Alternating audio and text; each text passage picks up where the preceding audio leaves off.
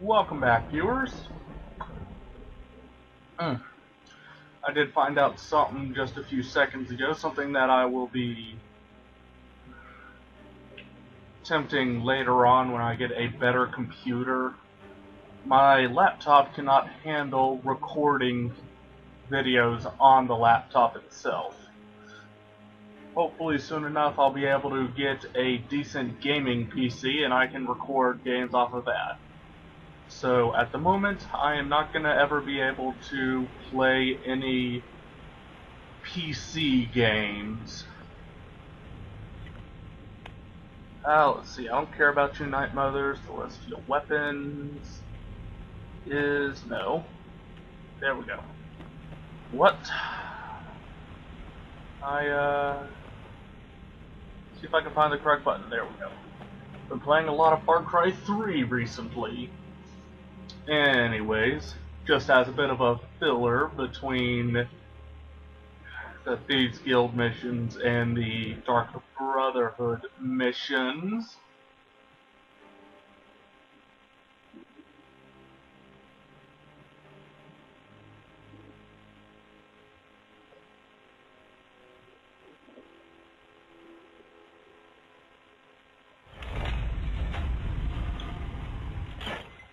Don't know why I bothered to pull the chain.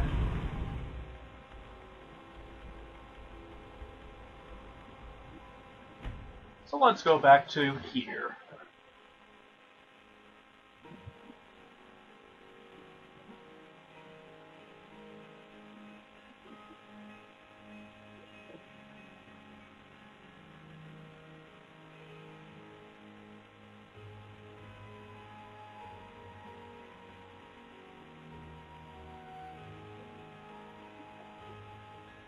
Skewers are fucking ugly.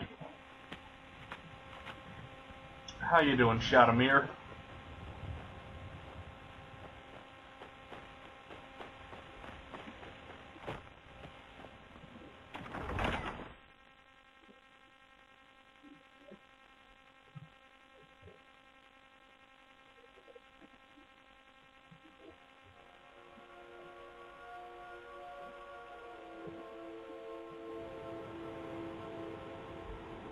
Time to get more. Oh wow, it's still dead apparently. Interesting. His weapon's still here though. Oh well. We need to track down some celestial weapons. Weapons of Molestia?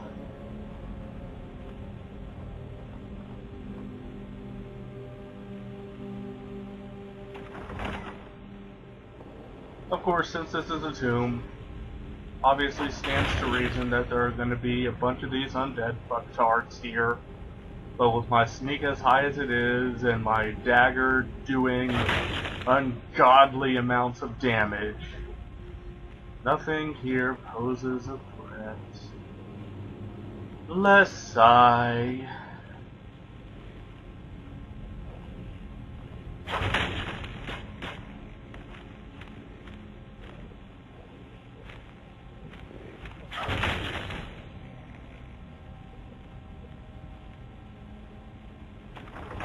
Now, this is going to be one of the prime cases where I'm never going to recharge the, well, energy charge or soul charges on my dagger. Because, one, it drains like a fucking motherfucker. But more importantly, it only gives you a bit of, it really only gives you a, fuck.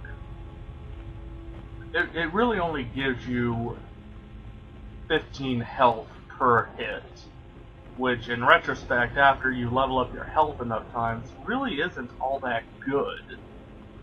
So why bother having fun with that when you can get horribly lost? Yes. Anyways, why bother having fun with that when you can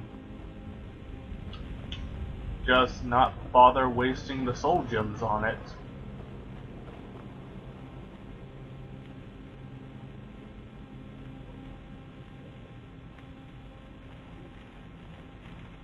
Lots of enemies all over the place. Now then, something actually of note that a lot of people also don't make mention of. Items can activate pressure plates as well. Pretty much anything and everything can activate a pressure plate.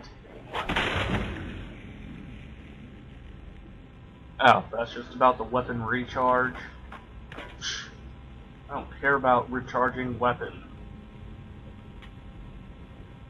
Anyways, items, anything and everything can activate the pressure plates.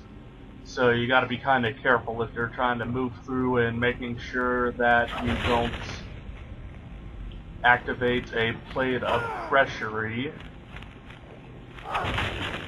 And you want to make sure that it's only you stepping on it. In fact, I'm pretty sure they put that urn there just to show y'all that little not so interesting tidbit.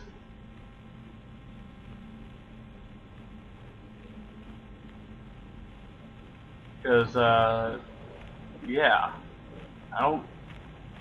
I can't think of any other situations where there's an item around pressure plates.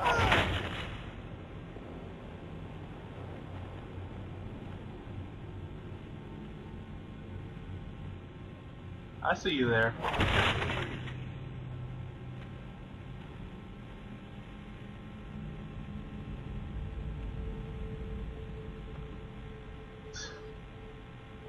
That's just awesome.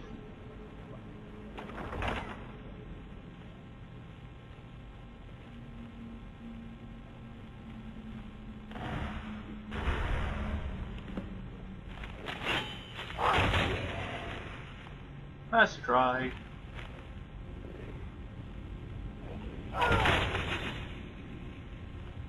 So we got our two celestial weapons.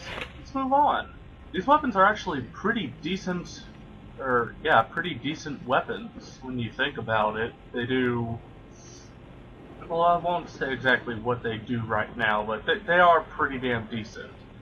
By the way, in preparations for this mission in particular, make sure you have at least a destruction spell that you can throw, not like Fire Rune. So like Firebolt or Flames, and a ice spell that you can throw, like, not Ice, Frost Rune, so like Frostbite, Ice Spike, that kind of stuff. Make sure you have at least those two, that you at least have one of each of those spells. Because,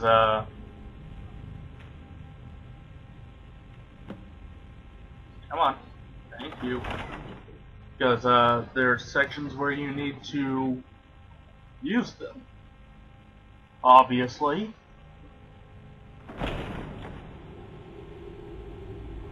Okay. So let's move on.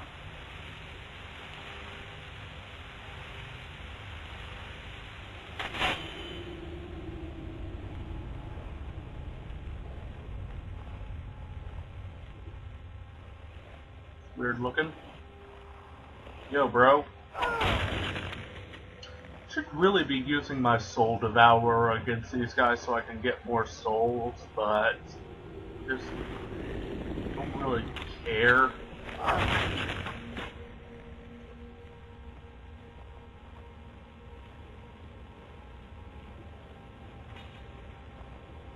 Huh. Maybe I was thinking of something else. Anyways, we got this guy, who is technically considered a boss, so he can see you in the light. But what's funny is you can come up here and steal the two celestial weapons off of this guy. And of course he has two weapons on backup, but you can actually steal those weapons. And I find it hilarious. Anyways, this dick's a ghost of a dragonborn, so yeah, he's got the Fusro Da, or actually no, not Fusro Da, He's got that ice breath thing. So you gotta kind of be careful fighting against this guy. I'm still on master difficulty, so I couldn't just take him down with one hit. Maybe if my one-handed skill was a bit higher, but it's not.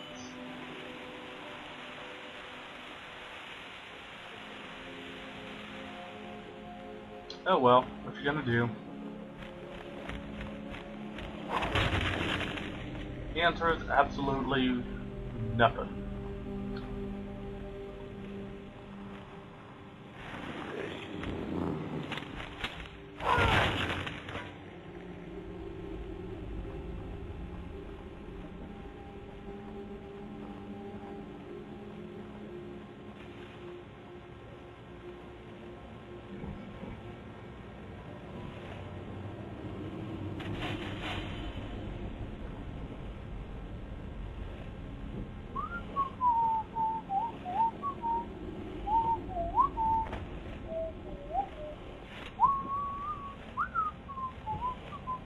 How you doing, buddy? I missed.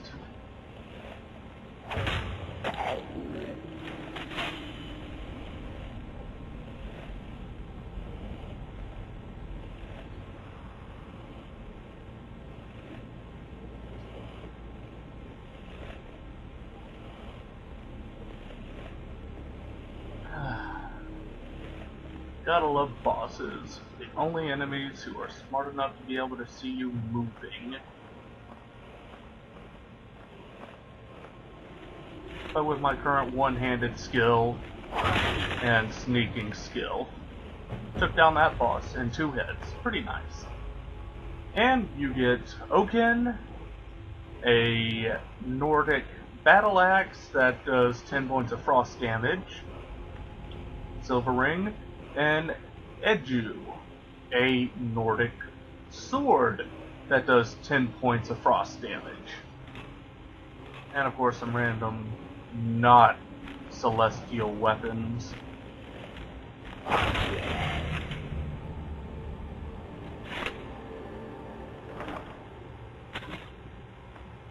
And of course, do not hesitate searching through this, because yeah, big chests like that will usually have something kind of awesome. And here's the other reason why I came here. Yet another dragon shout. A lot of these ancient ruins have dragon shouts hidden within them. So, I got a upgrade to the Aura Whisper. See. This essentially acts as detect life.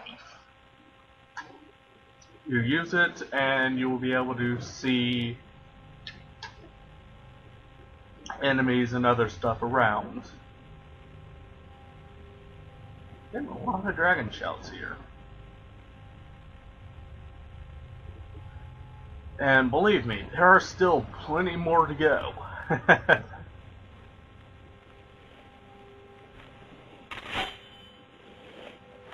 Hi. But yeah, a lot of these old ruins will actually have dragon shouts in them, so it is definitely worth it to explore around these ruins.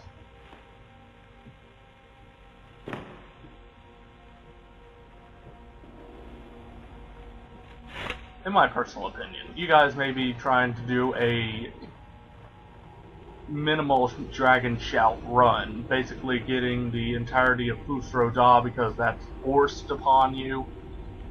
The wind sprints because that's forced upon you. At least the first level of Yol, which is fire breath, because that's forced upon you as well. And Dragon Rend, because that is forced upon you. But beyond that, you don't have any other dragon shouts that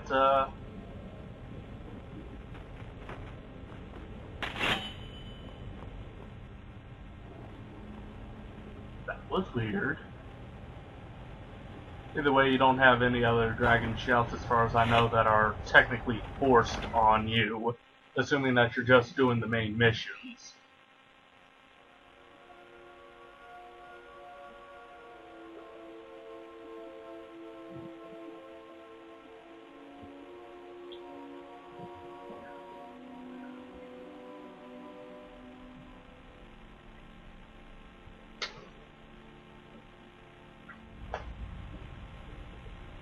Okay, so it's only been 15 minutes. I picked up those celestial weapons. You know what it's time for? It's time to murder more people!